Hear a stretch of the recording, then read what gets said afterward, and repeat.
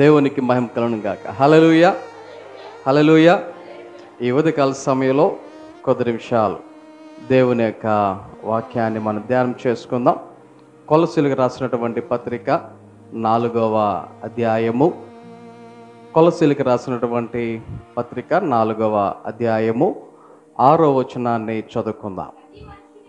ప్రతి మనుష్యునికి ఎలాగూ ప్రత్యుత్తరం ఇవ్వవలెనో అది మీరు తెలుసుకున్నటకై మీ సంభాషణ ఉప్పు వేసినట్టు ఎల్లప్పుడూ రుచికలదిగాను కృపాసహితముగాను ఉండనీయుడి. మనం చదివినటువంటి వాక్య భాగంలో పౌలు గారు చెప్తున్నటువంటి మాట, ప్రతి మనుష్యునికి మనం ఏం చేయాలంట? ప్రత్యుత్తరం ఇవ్వలేను, అనగా జవాబు ఇవ్వలేను. ప్రతి మనుషుడికి ఏం చేయాలి? జవాబు ఇవ్వలేను. అయితే అది ఎలాగుండాలంట?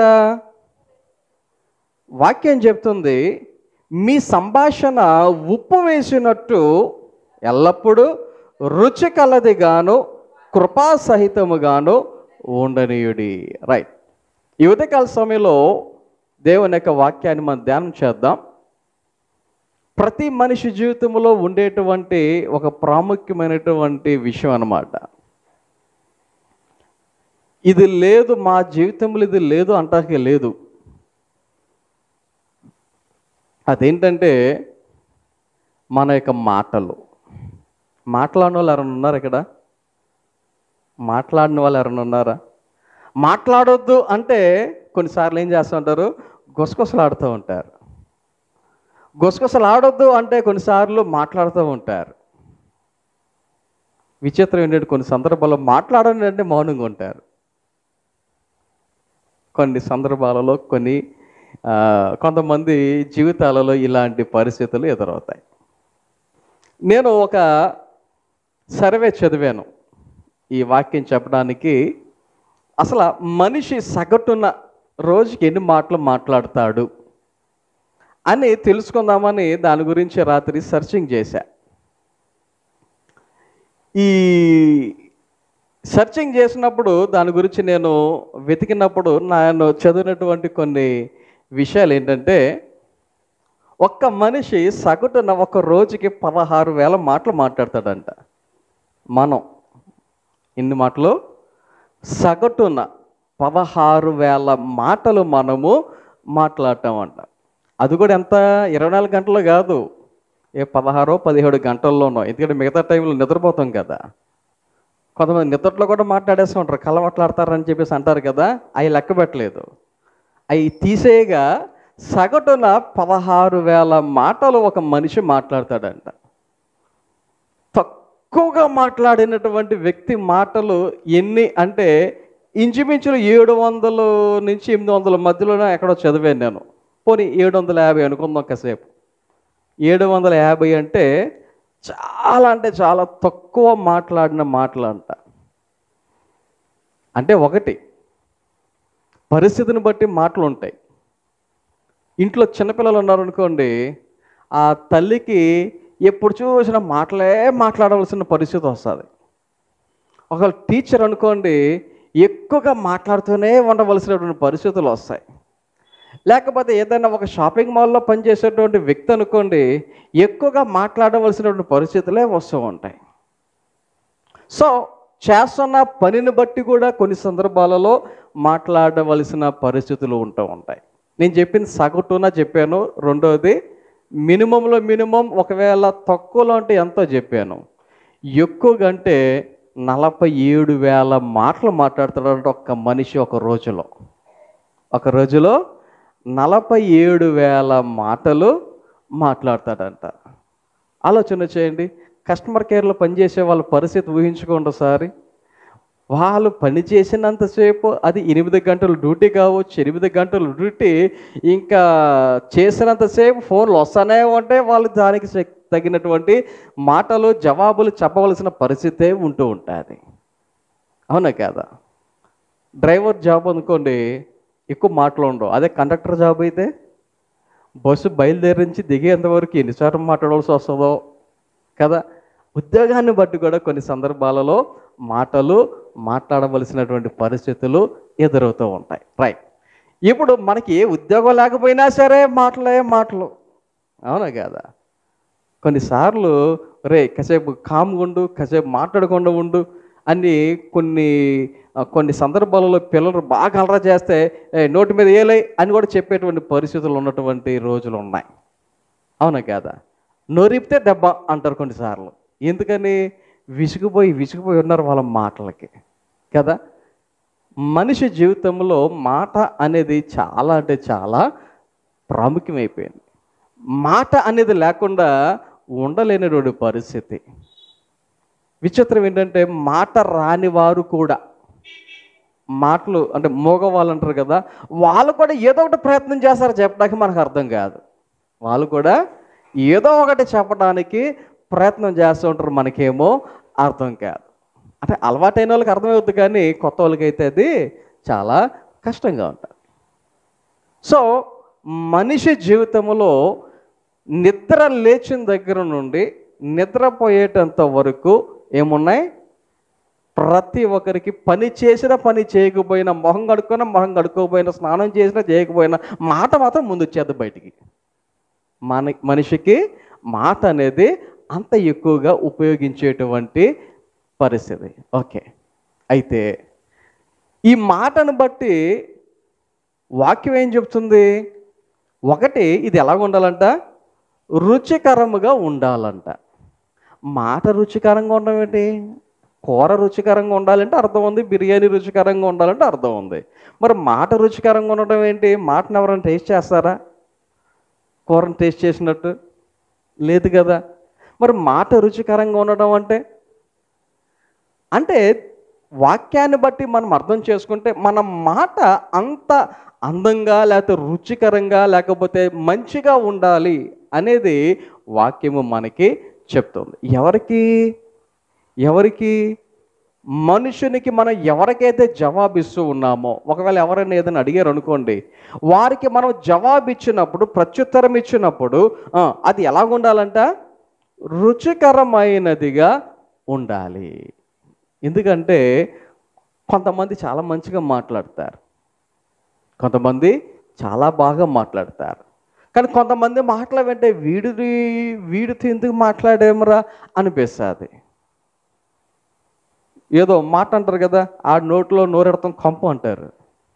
అంటే దాని అర్థం ఏంటి? నోట్లో నోరు పెట్టారని కాదు, వాడు మాటకే మన యొక్క ఆలోచన విధానం అలాగుంటుందన్నమాట. కాబట్టి మన మాట ఎలా ఉండాలి అనేది దేవుని యొక్క వాక్యము మనకి స్పష్టంగా తెలియజేస్తూ ఉంది. ఆలోచన చేయండి. మాట అనేది చాలా ప్రాముఖ్యమైనది. మాట అనేది ఏంటి చెప్పండి? చాలా ప్రాముఖ్యమైనది. మాట అనేది చాలా శక్తివంతమైనది కూడా. మాట ఎటువంటిది? చాలా శక్తివంతమైనది కూడా.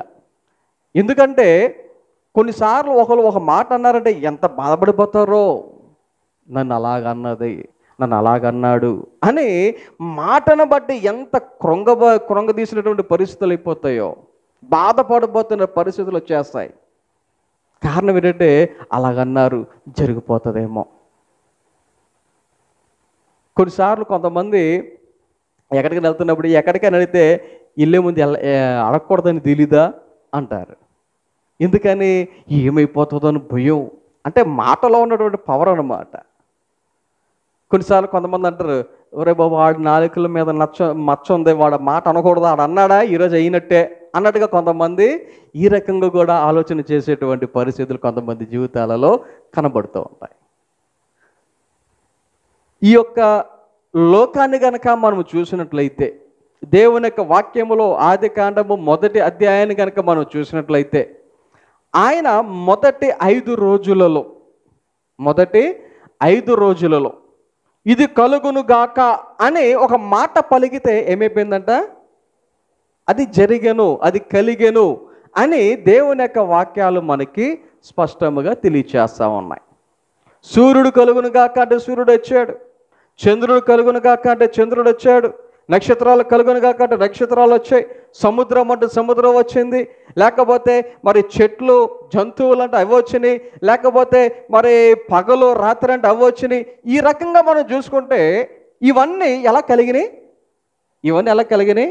కేవలం ఒక మాట ద్వారా, కేవలం ఒక నోటి మాట ద్వారా. కాకపోతే అది నీ మాట కాదు, నా మాట కాదు, ఎవరి మాట? అది దేవుని మాట. మన మాట చెప్తే కనీసం కాగితం కూడా ఎగరదు, మన మాటకే కాగితం కూడా ఎగరదు. కాగితం ఇక్కడి నుంచి పక్కకు కూడా వెళ్ళదు మన మాటకి, ఎందుకంటే మన మాటకి ఏమి లేదు, శక్తి లేదు, లేకపోతే దానికి అంత బలము లేదు. కానీ దేవుని మాట అయితే, దేవుని మాట అయితే ఆలోచన చేయండి. కొన్నిసార్లు దెయ్యాలు పట్టినప్పుడు మాట్లాడితే మాట్లాడు, అదే యేసు నామములో మాట్లాడు అంటే అది ఏం చేస్తూ ఉంటాయి?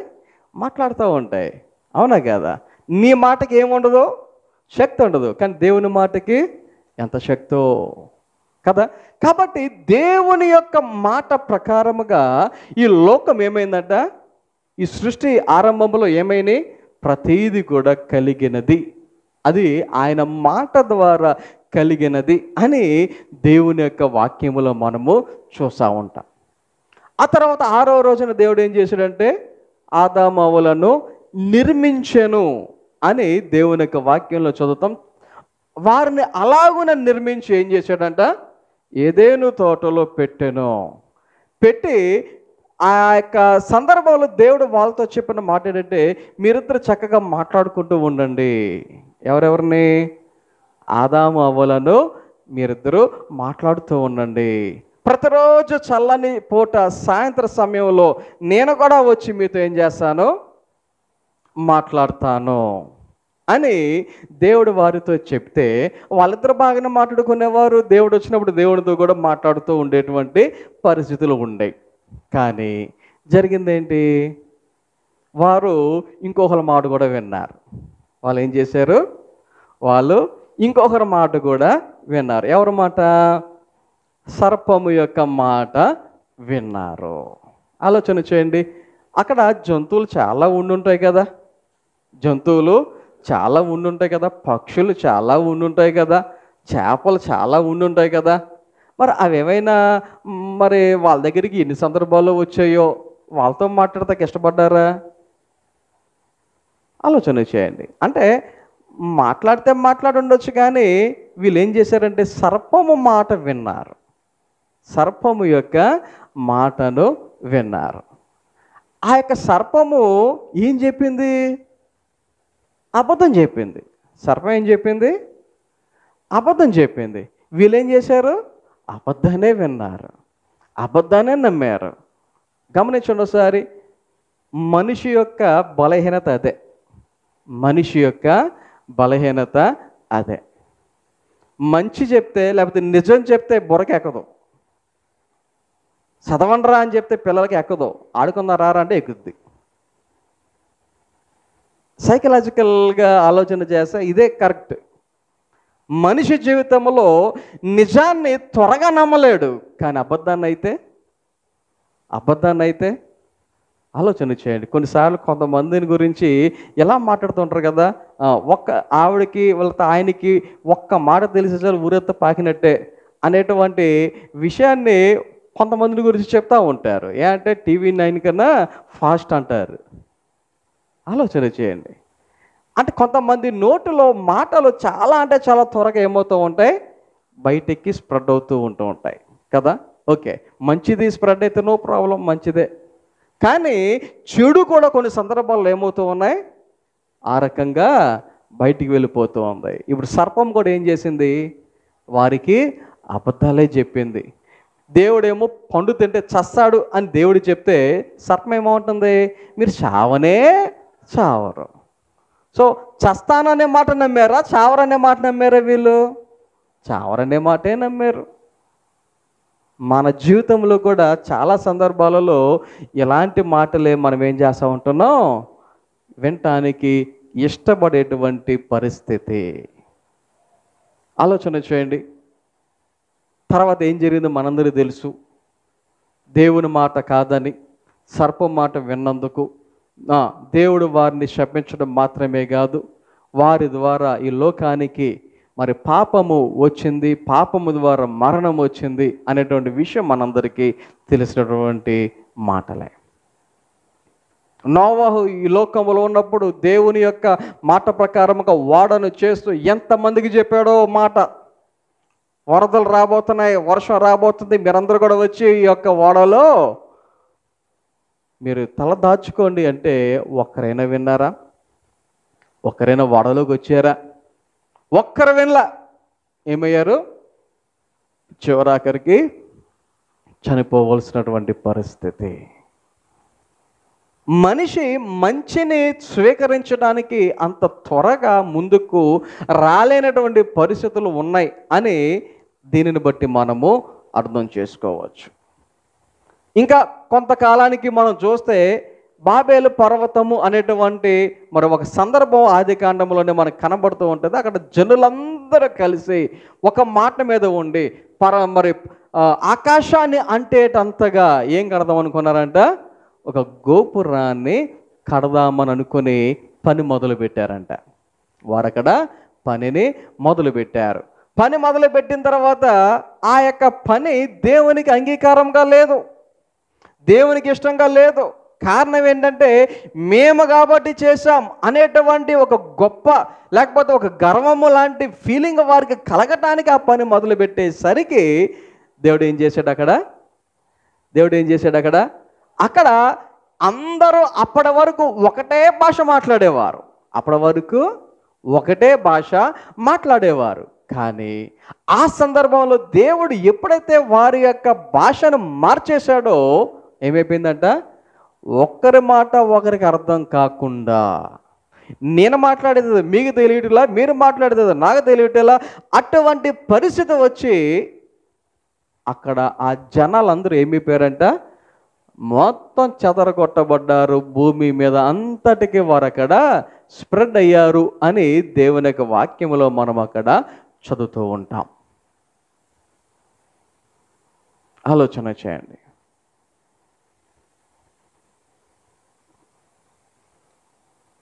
దేవుని బిడ్డలుగా మంచి విన్నప్పుడు, దేవుని బిడ్డలుగా ఆయన చెప్పినటువంటి మాట విన్నప్పుడు దానికి తగినటువంటి ప్రతిఫలం మామూలుగా ఉండదు, దానికి తగినటువంటి ఆశీర్వాదాలు మామూలుగా ఉండవు. అలా కాకుండా దేవునికి అనుకూలంగా కాకుండా మన ఇష్టానుసారమైనటువంటి జీవితాన్ని జీవించుతున్నటువంటి పరిస్థితులు ఉంటే కనుక పరిస్థితులు ఎలా ఉంటాయో ఏమవుతాయో చెప్పలేనటువంటి పరిస్థితులు. కాబట్టి ఈ యొక్క ఉదయకాల సమయంలో మనం ఉదయం లేచిన దగ్గర నుంచి రాత్రి పడుకునే వరకు మనం ఎన్ని మాటలు మాట్లాడతామో మనకే తెలియదు కదా. ఎందుకు జాగ్రత్తగా ఉండాలి మాటల గురించి అని ఆలోచన చేస్తే మత్తయి సువార్తలో ఒక వాక్యము స్పష్టముగా మనకి తెలియచేస్తూ ఉంది.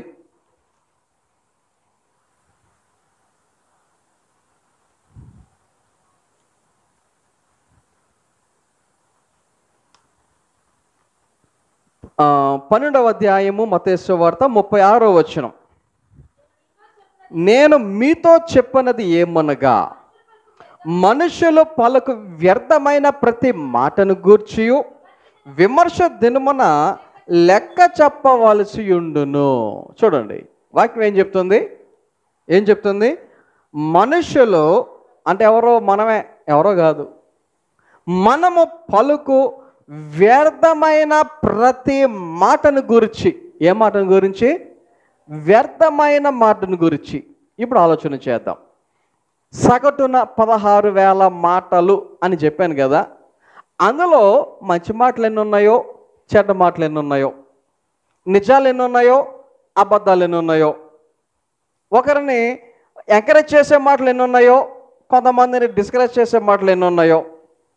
వాక్యాల్లో చూస్తే కత్తిపోటు వంటి మాటలు అనే వాక్యాలు చెప్తా ఉన్నాయి. అంటే కత్తిపోటు అనేవేమో నోటి మాట అంత దారుణంగా ఉంటుంది అన్నమాట, గుండెలో గుచ్చేసినట్టు ఉంటుంది అన్నమాట కొంతమంది మాటలు, కొన్ని మాటలు కదా. మన మాటలు ఎలాగ ఉన్నాయో వాక్యం ఏమంటుంది? వ్యర్థమైన ప్రతి మాటను గూర్చి ఏం చేయాలంట? విమర్శ దినమున ఏం చేయాలి? లెక్క అప్పచెప్పవలయును. విమర్శ దినమున దేవుని ఎదుట ఏం చేయాలంట? మన వ్యర్థమైన మాటను గురించి లెక్క చెప్పాలి. కొన్ని సందర్భాలలో ఒక 100 రూపాయలు ఇచ్చాను ఎవరికైనా, పలానా పని చేసుకురా లేదా పలానా కొనుక్కునరా అని చెప్పేసి అన్నాను. వారు ఏం చేస్తారు? నాకు వచ్చిన తర్వాత, పాస్టర్ గారు మీరు 100 రూపాయలు ఇచ్చారు, పలానా దానికి ఎంత అయింది, పలానా దానికి ఎంత అయింది, మిగిలింది ఇంత అని చెప్పి నాకు చెప్తారు.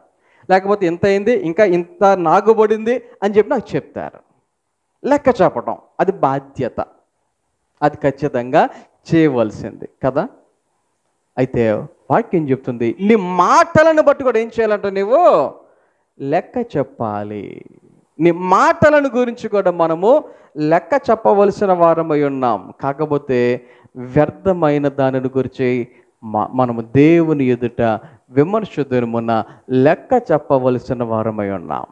యేసయ్య లోకములో ఉన్నప్పుడు ఆయన మాట్లాడేటువంటి మాటలు జనాలు వింటూ ఉంటే ఆశ్చర్యపోయేవారంట. అరే, ఈ వ్యక్తి యోసేపు కుమారుడే కదా, ఇలా మాట్లాడుతున్నాడేంటి? అంటే ఆయన నోటి నుండి ఇప్పుడు చూసిన దయగల మాటలే వచ్చాయి అని లోకాసు వార్త 4వ అధ్యాయము 22వ వచనంలో చదువుతూ ఉంటాం. ఏం మాటలంట? దయగల మాటలు. పేతురు రాసిన పత్రికలో మొదటి పత్రిక 3వ అధ్యాయం 16వ వచనంలో చూస్తే మనం సాత్వికముతో మాట్లాడాలంట. ఎలా మాట్లాడాలి? సాత్వికముతో, తెలివిగా, జ్ఞానముతో మాట్లాడవలసినటువంటి పరిస్థితులు ఉన్నాయి అని దేవుని యొక్క వాక్యము తెలియచేస్తూ ఉంది. అసలు ఈ మన నోటిలో నుంచి వచ్చేటువంటి మాటలకు మెయిన్ కనెక్షన్ ఎక్కడంటే, వాక్యం ఇందాక మత్తయి సువార్త 12వ అధ్యాయంలో చదివాము కదా, 36వ వచనంలో దానికి పైన ఒక మాట మనకు కనబడుతుంది. మన హృదయము నిండిన దానిని బట్టి ఏమవుతుందంట? నోరు మాట్లాడును. 34వ వచనంలో కనబడుతూ ఉంటుంది, హృదయమందు ఎండు దానిని బట్టి నోరు మాట్లాడును కదా. ఆలోచన చేయండి. చర్చిలోకి వచ్చాం కాబట్టి ప్రైజ్ లార్డ్, వందనాలు, స్తోత్రాలు, హల్లెలూయా అని చెప్పేసి అంటున్నాం కాబట్టి హృదయం నుండి ఏమున్నాయని చెప్పేసి అనుకుంటున్నారేమో. ఎవ్వరు లేనప్పుడు, మీ పర్సనల్ ఫ్రెండ్ వచ్చినప్పుడు ఏ మాట మాట్లాడతారో అప్పుడు మీ హృదయంలో ఏముందో అది బయటకు వచ్చినట్టు. అవునా కదా? ఎవరు లేనటువంటి సమయంలో ఒంటరిగా నువ్వు ఫోన్ మాట్లాడుతూ ఉంటే నువ్వు ఏం మాట్లాడుతున్నావో నిజంగా చెప్పాలంటే అవే నీ హృదయంలో ఉన్నట్టు. గమనించండి ఒకసారి. నీ హృదయము దేనితో నిండి ఉందో దానిని బట్టే మన నోరు ఏం చేస్తుంది?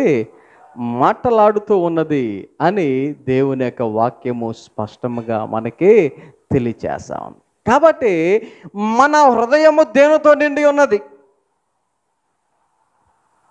మోసముతో నిండి ఉంటే నీ నోటి నుండి వచ్చేదంతా కూడా మోసంతో కూడిన మాటలే. డబ్బుతో నిండి ఉంటే నోటిలోంచి వచ్చే ప్రతి మాట డబ్బుకు సంబంధించిందే. పాపముతో నిండి ఉంటే నీ నోటిలోంచి వచ్చే ప్రతి మాట పాపంతో కూడినదే. ఇలాగున్న మన హృదయము నిండిన దానిని బట్టి నోరు ఏం చేస్తూ ఉంటుంది? మాట్లాడుతూ ఉంటుంది అని దేవుని యొక్క వాక్యము తెలియచేస్తూ ఉంది. సామెతల్లో ఒక మాట ఉంటుంది, విస్తారమైన మాటలలో ఏముండక మానదు? దోషము ఉండక మానదు.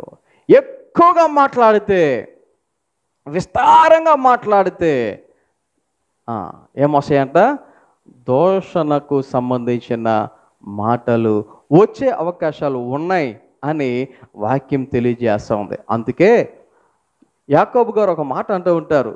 ఆయన రాసినటువంటి పత్రిక 1వ అధ్యాయంలో మనం చూస్తే 19వ వచనములో ఆయన చెప్తున్నటువంటి ఒక రిక్వెస్ట్, అందరికీ చెప్తున్నటువంటి రిక్వెస్ట్ ఏంటంటే, నా ప్రియ సహోదరులారా, మీరు ఈ సంగతి ఎరుగుదురు గనుక ప్రతి మనుష్యుడు, ఎవరంట? అందరూ, మనుషులందరూ ఏం చేయాలంట? వినుటకు ఏమవ్వాలి? వేగిరపడాలి. వినటానికి ఏమవ్వాలంట? వేగిరపడాలి. 1. 2, మాట్లాడుటకు నిదానించాలి, కోపగించుటకు నిదానించాలి. సరే, ఈ 3 మాటలు ఆయన ఒక సలహాగా చెప్తూ ఉన్నారు. వినటానికి ఎలా ఉండాలంట? ఇష్టపడి త్వరపడాలంట. మాట్లాడటానికి ఏం చేయాలంట? నిదానించాలంట. మనకేమో క్వైట్ ఆపోజిట్. వినడానికి ఇష్టపడం, మాట్లాడడానికి పరిగెడతాం. మాట్లాడటానికి ఎంత ఉబలాట పడతారో కొంతమంది కదా. ఆలోచన చేయండి. వినటానికి ఏం చేయాలంటుంది వాక్యము? వేగిరపడాలి వినటానికి. మాట్లాడటానికైతే నిదానించాలి. నీ జీవితంలో నువ్వు ఎలా ఉన్నావు? వినటానికి ఎలా ఉన్నావు? మాట్లాడటానికి ఎలా ఉన్నావు? ఒకసారి ఆలోచన చేద్దాం. వాక్య ప్రకారముగా మన మాటలు ఎలా ఉండాలి అంటే, ఒకటి మెయిన్ రుచికరముగా ఉండాలి. మన మాటలు ఎలా ఉండాలంట? రుచికరముగా ఉండాలి. నీ మాట ఇతరులకు వినసొంపుగా ఉండాలి, మంచిగా ఉండాలి. సో నీ మాటలు రుచికరంగా ఉన్నాయా లేదా అనే దానిని ఒకసారి పరిశీలన చేద్దాం. తర్వాత ఇంకొక పాయింట్ నేను చెప్దాం అనుకుంటున్నాను. రెండవ పాయింట్ అదేంటి అంటే, ఎఫెసీయులకు రాసిన పత్రిక 4వ అధ్యాయము 29వ వచనంలో మనం చదివితే అక్కడ ఒక మాట ఇలాగున మనకి సెలవిచ్చుచున్నది. వినువారికి మేలు కలుగునట్లు అవసరమును బట్టి క్షేమాభివృద్ధికరమైన అనుకూల వచనమే పలుకుడి. ఏ మాట మాట్లాడాలంట? క్షేమాభివృద్ధికరమైన మాటలు.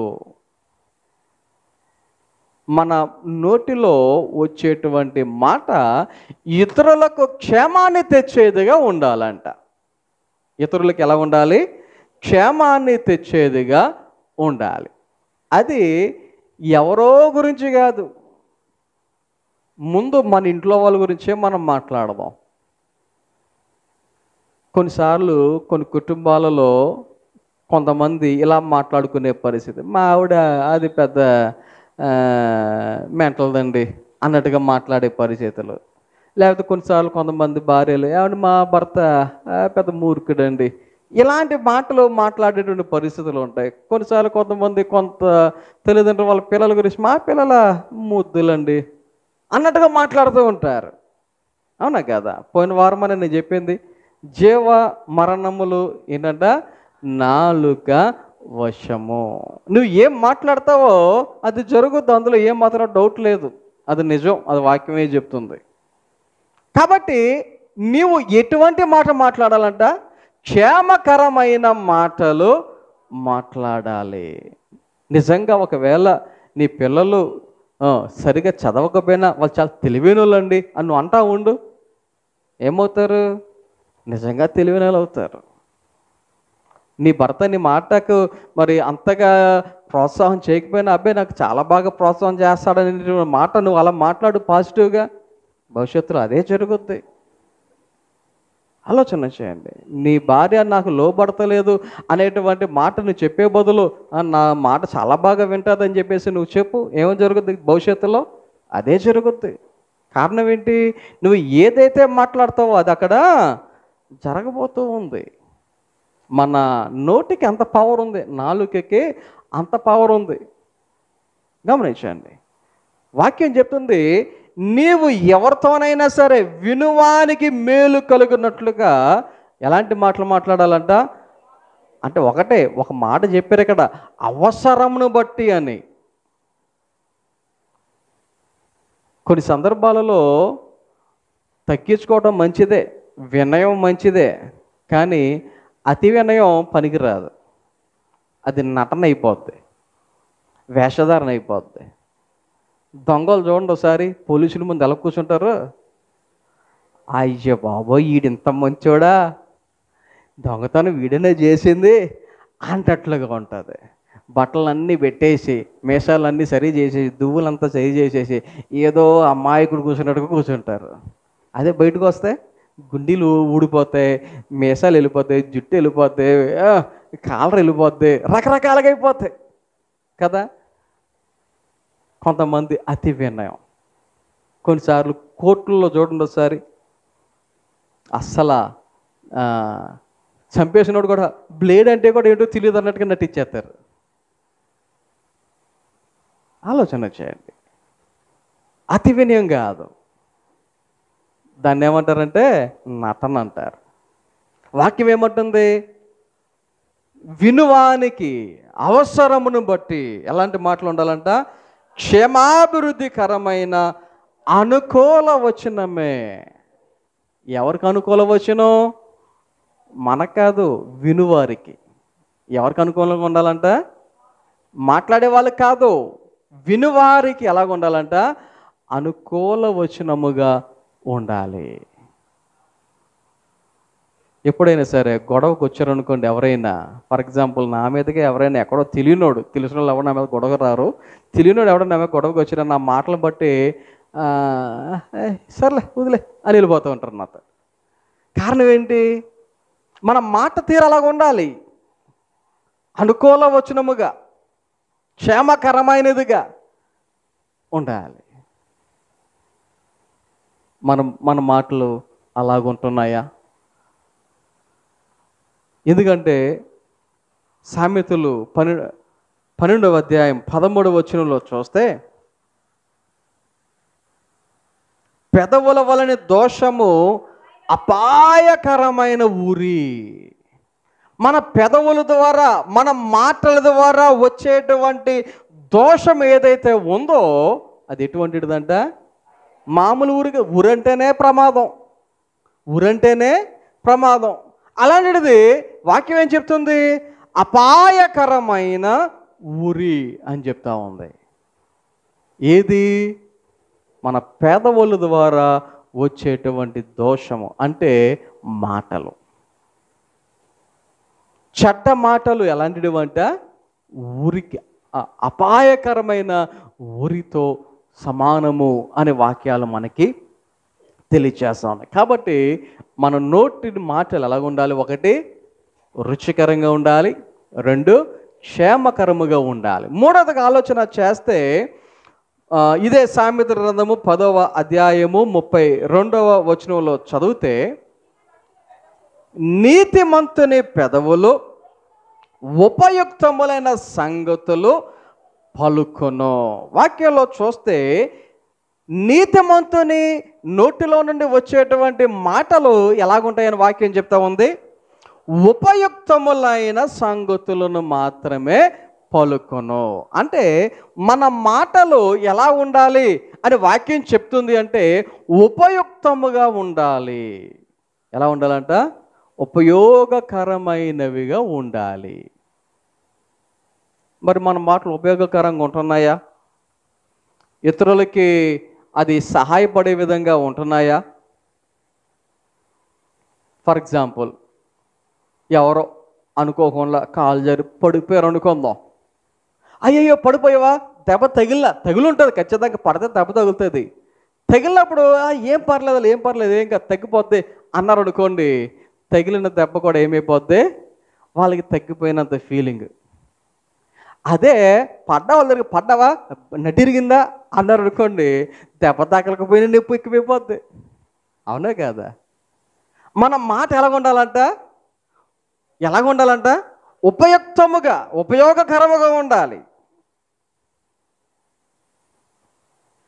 అందుకనే ఇందాక మీకు గుర్తు చేసినటువంటి మాట మనము 12వ అధ్యాయంలో చూస్తే 18వ వచనంలో ఉంటుంది కదా, కత్తిపోటు వంటి మాటలు పలుకువారు కలరు. కత్తిపోటే కొంచెం వెంటనే తగ్గిపోతేమో, ఒక 4-5 రోజులకో, ఒక వారం రోజులకో, 10 రోజులకో తగ్గిపోతేమో ఆ కత్తి దిగితే. కానీ కత్తిపోటు వంటి మాటలు ఉంటాయే, కొంతమంది జీవితాంతం మర్చిపోలేరు. ఆ మాట గుర్తొచ్చినప్పుడల్లా కసకమ దిగిపోయినటువంటి ఫీలింగ్ అన్నమాట కదా. ఆలోచన చేద్దాం. నీ మాట వినువారికి ఉపయుక్తముగా, ఉపయోగకరముగా ఉండాలి అని దేవుని యొక్క వాక్యము తెలియచేస్తూ ఉంది.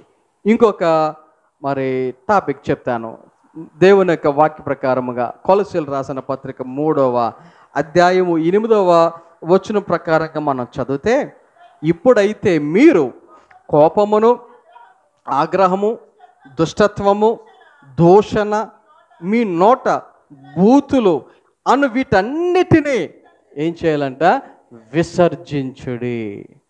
కొన్నిసార్లు కొంతమంది నోట్లో నుంచి ఎప్పుడు చూసినా దూషణ మాటలే వస్తాయి. మరీ విచిత్రంగా కొంతమంది నోట్లో నుంచి బూతులే వస్తాయి. బూతు మాట్లాడకుండా మాట మాట్లాడలేడు. మాటకు ముందు బూతు, మాట తర్వాత ఇంకో బూతు. కొంతమందికి అది అలవాటు అయిపోద్ది. వాక్యం ఏమంటుంది? ఇటువంటి మాటలు విసర్జించాలి. అంటే దూషణ లేకుండా, బూతులు లేకుండా మన మాటలు ఉండాలి అంటే, ఇంకొక మాటలో చెప్పాలంటే మంచిగా ఉండాలి, లేకపోతే పరిశుద్ధంగా ఉండాలి. మన మాటలు ఉండాలంట పరిశుద్ధమైనవిగా, మంచి మాటలుగా ఉండాలి అని దేవుని యొక్క వాక్యము తెలియచేస్తూ ఉంది. ఎందుకంటే ఈరోజు మనం చదివినటువంటి కీర్తన భాగం 141 చదివాము కదా. అందులో 3వ వచనంలో మనం చదివితే దావీదు గారు ఆయన మాట్లాడుతున్నటువంటి మాట ఇలా చెప్తా ఉన్నాడు. ఆయన ఏమంటున్నారు? యెహోవా నా నోటికి కావలి ఉండము. మనం ఏమని ప్రార్థన చేస్తాం? నా ఇంటికి కావలి ఉండము, లేదా నా బీరువాకి కావలి ఉండము అన్నట్టుగా మన ప్రార్థనలు ఉంటాయేమో. కానీ దావీదు గారి ప్రార్థన ఎలాగుంది? నా నోటికి ఎలాగ ఉండాలంట? దేవా నా నోటికి నువ్వు ఏం చేయాలి? కావలి ఉండుము. నా పెదవుల ద్వారమునకు ఏం చేయాలంట? కాపలా పెట్టు. పెదవుల ద్వారం అంటే ఇదే, పెదవులకే ఏం చేయాలంట? కావలి పెట్టు. ఇంతకీ కాపలాదారుడు ఎక్కడ ఉంటాడు? పెద్ద పెద్ద ఆఫీసర్స్ ఇంట్లోనో, లేకపోతే పెద్ద పెద్ద ఆఫీసర్స్ బయటో, లేకపోతే ధనవంతుల ఇంట్లో బయటో ఇక్కడ ఉంటారు కాపలాదారుడు కదా. మరి దావీదు గారు ఎక్కడ కాపలా పెట్టమంటున్నారు? పెదవుల దగ్గర కాపలా పెట్టాలంట. ఎక్కడ కావలి ఉంచాలంట? దేనికి కావలి ఉండాలంట? నోటికి కావలి ఉంచాలంట. అర్థమవుతుందా? అంటే దావీదు గారు గ్రహించారు నోరు ఎంత డేంజరో, నోటిలో నుంచి వచ్చేటువంటి మాటలు ఎంత డేంజరో ఆయన గ్రహించాడు. కాబట్టి ఈ రీతిగా ఆయన దేవుని దగ్గర ప్రార్థన చేస్తా ఉన్నాడు. సో ఇప్పటివరకు మీరు ఈ ప్రార్థన చేశారు లేదు నాకు తెలియదు, కానీ నాకు తెలిసి 90% ఎవరు చేసి ఉండరు. నిజంగా మీరు ఒప్పుకుంటే మీకు తెలుస్తుంది. ఈ రోజు నుంచి ఈ రకంగానైనా ప్రార్థన చేయండి. ఏమని? ప్రభువా నా నోటికి ఎలాగుండాలి? కావలి ఉండము. కారణం ఏంటో తెలుసా? విమర్శ దినమున మనం మాట్లాడిన ప్రతి మాటకు ఏం చేయాలి? లెక్క చెప్పాలి. రోజుకి 16,000 మాటలు జనరల్గా మాట్లాడితే అందులో ఎన్ని వ్యర్థమైన మాటలు ఉంటున్నాయో అన్నీ ఇంటూ మనం ఎన్ని సంవత్సరాలు బ్రతుకుతాం? 50 సంవత్సరాలు అంటే అబ్బాయి అదేంటంటే బాబు మరిపోతే 50 అంటున్నారు, 70 80 అనండి అంటారు కదా. అన్ని సంవత్సరాలు బ్రతికితే రోజుకి ఇన్ని మాటలు చెప్పినా అన్ని మాటలు అంటే నేను చదివితే 400 మిలియన్ వర్డ్స్ అని ఉంది అక్కడ నేను చదివిన మాటలో. ఆలోచన చేయండి ఒకసారి. మనిషి జీవితంలో ఎన్ని మాటలు మాట్లాడతాడో. కాబట్టి ఈ మాటలను బట్టి మనం ఏం చేయాలన్నమాట? జాగ్రత్తగా ఉండాలి. మన మాటలు పరిశుద్ధమైనవిగా ఉండాలి. పరిశుద్ధమైనవిగా ఉంటే అవి ఎక్కడికి రావు? విమర్శ దినమందు అవి అక్కడికి రావు. ఏ మాటలు వస్తాయి అక్కడికి? ఏ మాటలు వస్తాయి? కేవలం ఎటువంటి మాటలు వస్తాయి? వ్యర్థమైన మాటలు. చూడండి, పాపంతో కూడిన మాటలు అని చెప్పలేదు, వ్యర్థమైన మాట అన్నారు. ఎవరికి వ్యర్థమైంది? నీకు వ్యర్థం అయినట్టుగా అనిపించకపోవచ్చు. దేవునికి వ్యర్థమైనది అయితే ఏం చేయాలి? అక్కడ లెక్క అప్పచెప్పవలసి ఉన్నది. ఇప్పుడు ఆలోచన చేయండి. కొంతమంది గుండెలో రాయబడిపోయింది ఆల్రెడీ. కారణం ఏంటంటే మన నోటి నుంచి 116,000 మాటలు వచ్చేయచ్చు రోజంతట్లో. అందులో ఎన్ని వ్యర్థమైన మాటలు ఉంటున్నాయో. ఇవన్నిటికీ మనం దేవుని దగ్గర నిలబడవలసినటువంటి పరిస్థితి ఉంది అని వాక్యం ద్వారా నేను మీకు హెచ్చరిక చేస్తా ఉన్నాను. ఇంకొక టాపిక్లో చూస్తే ఎఫెసీయులకు రాసిన పత్రిక 5వ అధ్యాయము 4వ వచనములో చదివితే వాక్యము ఈ రీతిగా సెలవిచ్చుచు ఉన్నది. కృతజ్ఞతా వచనమే మీరు ఉచ్చరింపవలెను కానీ బూతులైనను, పోకిరి మాటలైనను, సరసోక్తులైనను ఉచ్చరింపకూడదు, ఇవి మీకు తగవు. ఇంకొక వాక్యాన్ని మనం ఇక్కడ చదువుతూ ఉన్నాం. కృతజ్ఞతాపూర్వకమైన మాటలే మనం ఏం చేయాలి అంట? మాట్లాడాలి. కృతజ్ఞత మాటలు. కొన్నిసార్లు కొంతమంది సహాయం పొందుతారు కానీ థ్యాంక్స్ అనే మాట చెప్పలేరు. వాక్యం ఏమంటుంది? కృతజ్ఞత కలిగి ఉండుడి అని చెప్తూ ఉంది. కొన్నిసార్లు అడుక్కునే వాళ్ళు చూడండి, ఒకసారి వాళ్ళు ఎవరో తెలియదు, ₹1 ఇచ్చినందుకు బాబా నువ్వు నీ కుటుంబం చల్లగా ఉండాలి బాబా అన్నట్టుగా మాట్లాడతారు కొంతమంది. అంటే వాళ్ళ యొక్క ఇంటెన్షన్ ఏంటి? నువ్వు సహాయం చేసావు కాబట్టి నువ్వు మంచిగా ఉండు అనేది వాళ్ళ యొక్క ఉద్దేశం. కొంతమంది ఉంటారు, అడుగుతారు, వచ్చి ఏదో దీనమోహం వేసి అడుగుతారు, సరేలే పోనీలే అని చెప్పేసి ఇస్తే అని వెళ్ళిపోతారు. అలాంటి వాళ్ళకి మళ్ళీ ఇవ్వాలనిపిస్తుందా? ఆలోచన చేయండి ఒకసారి. అంటే నేను వాళ్ళని ఎందుకు ఎగ్జాంపుల్గా చెప్తున్నానంటే, జనరల్గా ఒకరికి మనం సహాయం చేసినప్పుడు మనం ఆ థ్యాంక్స్ ఎక్స్పెక్ట్ చేసి మనం చెయ్యం. కాకపోతే దాని యొక్క ప్రభావం చెప్తున్నాను. సో మన జీవితంలో మన మాటలు కూడా ఎలాగ ఉండాలంట? కృతజ్ఞతాపూర్వకముగానే ఉండాలి. యోబు గారు ఆయన జీవితంలో అన్ని పోగొట్టుకున్న దేవుని మీద ఎలా మాట్లాడాడు? ప్రభా నువ్వు ఇచ్చావు, నువ్వు తీసుకున్నావు, నీ నామానికి స్తుతి కలుగునుగాక. అది కృతజ్ఞత వచనం అవుతుందా, లేకపోతే ఏడుపు గుట్టు మాటలు అవుతాయా? అర్థమవుతుందా? కాబట్టి మన జీవితంలో కూడా మన మాటలు ఎలాగ ఉండాలంట? కృతజ్ఞతతో కూడినటువంటి మాటలుగా. కొంతమందికి ప్రభువానికి స్తోత్రం అనే మాట జనరల్గా ఊతపదం అయిపోద్ది. వాడిని తిట్టేస్తారు, ప్రభువానికి స్తోత్రం అనుకుంటారు. దొంగతనం అయిపోద్ది, ప్రభువానికి స్తోత్రం అనుకుంటారు. అది నిజంగా వచ్చిన మాట కాదు, ఊతపదం అది. అలా కాదు, హృదయపూర్వకముగా దేవునిని ఏం చేసేవారు ఉండాలి? కృతజ్ఞత మాటలు పలికేవారుగా. అంటే ఒకటి దేవుని దగ్గరనే కాదు, నీ నోటి మాట, మన యొక్క మాట తీరు ఎలాగుండాలి అంట? కృతజ్ఞతాపూర్వకముగా ఉండాలి అని దేవుని యొక్క వాక్యము తెలియచేస్తూ ఉంది. అలాగే ఇదే ఎఫెసీయులకు రాసిన పత్రిక 4వ అధ్యాయము 15వ వచనంలో చదివితే, ప్రేమ కలిగి సత్యము చెప్పుచు క్రీస్తు వలె ఉండుటకు ఏం చేయాలంట? మనము అన్ని విషయములలో ఎదుగుదము. ఏం మాట్లాడాలంట? ఏం మాట్లాడాలంట? సత్యము. అక్కడ వాక్యం ఏమంటుంది? సత్యము చెప్పుచు. నీ జీవితంలో ఏం మాట్లాడాలి నువ్వు? సత్యము. సత్యాన్ని నువ్వు చెప్పేవాడుగా, సత్యాన్ని నువ్వు చెప్పేదానివిగా ఉండాలి. కొన్నిసార్లు కొంతమంది పేర్లు పెట్టుకుంటారు, సత్యం, సత్య అన్నట్టుగా. మంచిదే, కానీ వాళ్ళ నోటంట కొన్నిసార్లు అబద్ధాలే. అవునా కాదా? అంటే అందరి పేర్లు అబద్ధాలని నేను చెప్పడం లేదు, కొంతమంది గురించి చెప్తున్నాను. సత్యం అని పెట్టుకున్నంత మాత్రాన వాడు అబద్ధం చెప్పడానికి చెప్పేసి అంటకి గ్యారంటీ ఉందా? అర్థమవుతుందా? వాక్యం ఏమంటుంది? మీరేం చేయాలంట? సత్యము చెప్పొచ్చు. సత్యాన్ని చెప్పడంలో తప్పు లేదు, నిజాన్ని చెప్పడంలో తప్పు లేదు, సత్యాన్ని చెప్పొచ్చు. కాకపోతే ఒకటి కండిషన్స్ ఏంటి? ఒకటి ప్రేమ కలిగి సత్యాన్ని చెప్పి ఎలా ఉండాలి? క్రీస్తు వలె ఉండటానికి అన్ని విషయాలలో ఎదిగే వారముగా ఉండాలి అని వాక్యము తెలియచేస్తాం. కాబట్టి ఈ ఉదయకాల సమయంలో మన జీవితంలో మన మాటల్లో సత్యం అనేది ఎంతవరకు ఉంటుంది?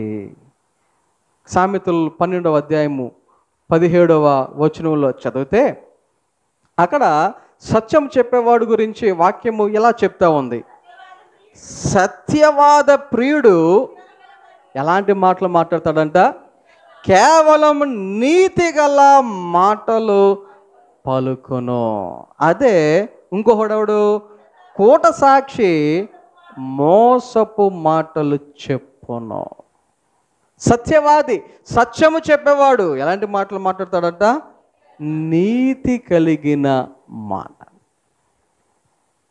సో మన జీవితంలో మనము నీతి గల మాటలు మాట్లాడగలుగుతూ ఉన్నామంటే దాని అర్థం ఏంటంటే మనము సత్యమే పలుకుతున్నామని అర్థము అని దేవుని యొక్క వాక్యం ద్వారా మనము తెలుసుకోవచ్చు. ఆఖరిగా ఇంకొక మాట చెప్తాను. సామెతలు గ్రంథము 31వ అధ్యాయము 26వ వచనంలో చదివితే, జ్ఞానము కలిగి తన నోరు తెరుచును, కృపగల ఉపదేశము ఆమె బోధించును. దేవుని యొక్క వాక్యంలో మనం చదివితే జ్ఞానముతో కూడిన మాటలు మాట్లాడాలంట.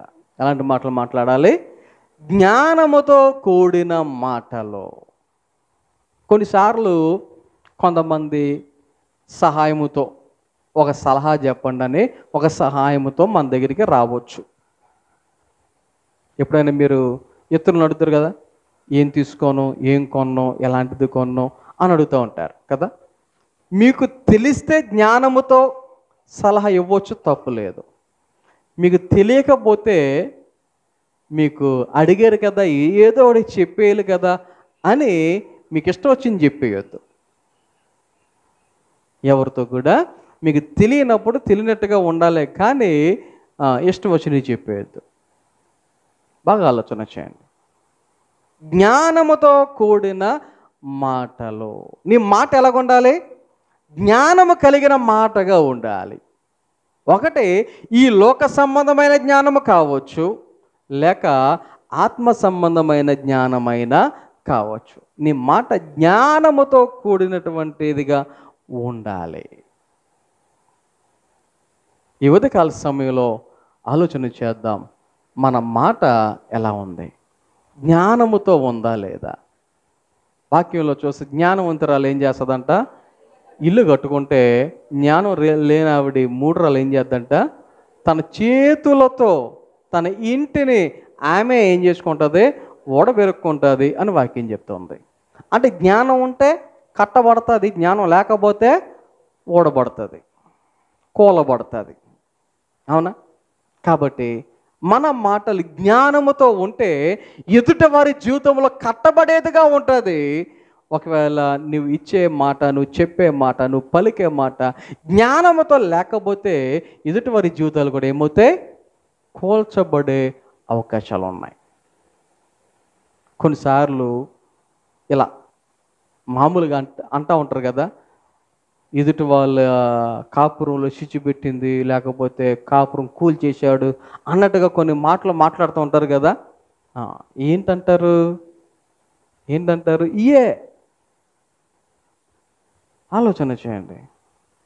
ఈరోజు నిన్న ఒక జోక్ చదువుతున్నాను. ఒకడు హోటల్కి ఒక పేరు పెట్టాడు, సెకండ్ వైఫ్ అని. హోటల్కి ఓ పేరు పెట్టాడు, సెకండ్ వైఫ్ అని. అలా ఆవిడ ఫోన్ చేసిందంటే, ఎక్కడ ఉన్నామంటే సెకండ్ వైఫ్ దగ్గర ఉన్నాను అన్నాడంట. ఆలోచన చేయండి. వాడు ఉన్నది నిజమే, కరెక్టే. కాకపోతే సరిగా చెప్పాలి. హోటల్ పేరు సెకండ్ వైఫ్, ఆ హోటల్లో ఉన్నానంటే అయిపోయాయి. కానీ సెకండ్ వైఫ్ దగ్గర ఉన్నానంటే ఇంటికి రాని సాగుతుందో ఉందంట. అయిపోయింది ఆడ సంగతి. జ్ఞానముగా మనం ఏం చేయాలి? మాట్లాడవలసినటువంటి పరిస్థితులు ఉన్నాయి. ఇర్మియా గ్రంథము 1వ అధ్యాయము 9వ వచనంలో చదివితే దేవుడు ఇర్మియాతో చెప్తున్నటువంటి మాట, అప్పుడు యెహోవా చెయ్యి చాపి నా నోరు ముట్టి ఇలాగు సెలవిచ్చాను. ఏంటంట? ఇదిగో నేను నీ నోట నా మాటలు ఉంచి ఉన్నాను. దేవుడు ఏం చేశాడు? ముట్టాడు. ఎవరిని? ఇర్మియాని. ముట్టి ఏమని చెప్తా ఉన్నాడు? నీ నోట నా మాటలు ఉంచి ఉన్నాను. ఆలోచన చేయండి. ఇప్పుడు మనము కూడా దేవుని అడిగి, ప్రభా నువ్వు నన్ను ముట్టు అని చెప్పేసి మనం దేవుని అడిగితే ఆయన కూడా మన నోటిలో ఏముంచగలుగుతాడు? ఎవరి మాటలు ఉంచగలుగుతాడు? ఆయన మాటలు ఉంచగలుగుతాడు. కాబట్టి మనిషి జీవితంలో ఉదయం లేచిన దగ్గర నుంచి రాత్రి పండుకునేటంత వరకు ఎన్ని మాటలు మాట్లాడతామో. రైట్, మాట్లాడిన వారు ఎవ్వరు లేరు. మాటలు రాని పిల్లలు కూడా లొడ లొడ లొడ లొడ ఏదో ఒకటి మాట్లాడుతానే, వారికి అర్థం కాదు, మనకి అర్థం కాదు, కానీ మాట్లాడుతూ ఉంటారు కదా. సో అందరూ మాట్లాడేవాళ్ళే. అయితే మన మాటలు ఒక రోజున ఏం చేయాలంట, వ్యర్థమైన వాటి విషయంలో లెక్క అప్పచెప్పవలసిన పరిస్థితి ఖచ్చితంగా ఉంది. కాబట్టి మన జీవితంలో మాట అనేది చాలా చాలా ప్రాముఖ్యమైనది. ఈ మాటను సరి చేసుకుందాం. ఎలా ఉందో మనం చూసుకుందాం. వాక్యంలో ఈరోజు విన్న మాట ప్రకారంగా ఎలా ఉండాలంట, 1 రుచికరంగా ఉండాలి, 2 క్షేమకరముగా ఉండాలి, 3 ఉపయుక్తముగా ఉండాలి, 4 పరిశుద్ధముగా ఉండాలి, 5 కృతజ్ఞతతో కూడినటువంటి మాటగా ఉండాలి, 6 సత్యమైన మాటలు ఉండాలి, ఆఖరిగా జ్ఞానముతో కూడినటువంటి రీతిగా ఉండాలి. మరి మన మాటలు ఎలాగ ఉన్నాయి అనేది ఒకసారి పరిశీలన చేసుకొని మంచిగా దేవుని యొక్క వాక్య ప్రకారముగా మన జీవితాలు సరి చేసుకుందాం. కొద్ది మాటలు మన వినికిడిలో దేవుడు దీవించి ఫలింపచేసి నడిపించును గాక. ఆమె ప్రార్థన చేసుకుందాం. అందరూ కూడా తలలు వచ్చండి, కళ్ళు మూసుకోనండి. ప్రార్థన. పరిశుద్ధుడా, మహోన్నతుడా, గొప్ప దేవా, నీ ఘనమైన నామమునకు వందనాలు, స్తోత్రాలు. ఈ రోజున నీ యొక్క వాక్యము ద్వారా మాట్లాడిన ప్రతి మాటను బట్టి వందనాలు, స్తోత్రాలు తెలియజేసుకుంటూ ఉన్నాం. దేవా, నీ మాట చాలా విలువైనది. దేవా, నీ యొక్క మాట ప్రకారముగా అనేకమైన అద్భుతాలు చేసిన వాడు. దేవా, అనేకమైన సూచక క్రియలు చేసిన వాడు. దేవా, అటువంటి మాటను మాకు కూడా ఇచ్చినటువంటి దేవుడవు.